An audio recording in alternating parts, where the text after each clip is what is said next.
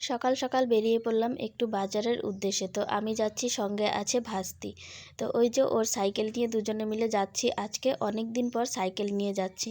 ভেবেছিলাম টোটোতেই যাব, কিন্তু দুজনে মিলে প্ল্যান করলাম আজকে টোটোওয়ালাকে 1 টাকাও দেবো না, দুজনেই সাইকেল চালিয়ে যাব।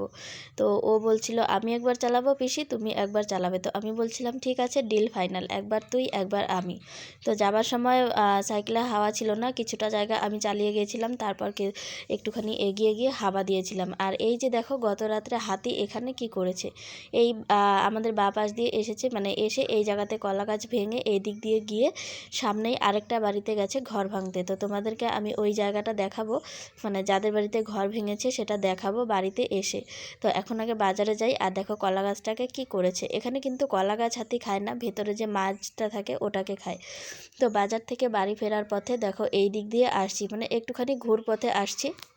এই রাস্তা দিয়ে বাড়িতে আসার আজকে একটাই উদ্দেশ্য, যে ঠাকুর দেখব, ঠাকুর কত দূর হয়েছে। আজকে তো পুজো, যে ঠাকুর কমপ্লিট হলো কি না। কয়েকদিন থেকে যা পরিমাণ বৃষ্টি হচ্ছে সেটা তো বলারই মতন না।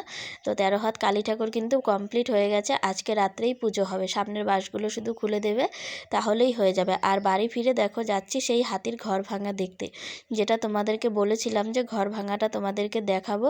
তো যাদের বাড়িতে ঘরটা ভেঙেছে তাদের বাড়িতেই যাচ্ছি। এই তো দেখো দেখতে দেখতে চলে আসলাম। এই যে একটা ঘর, এখানে কলা ছিল, এখানেই ভেঙেছে। তো টাটা।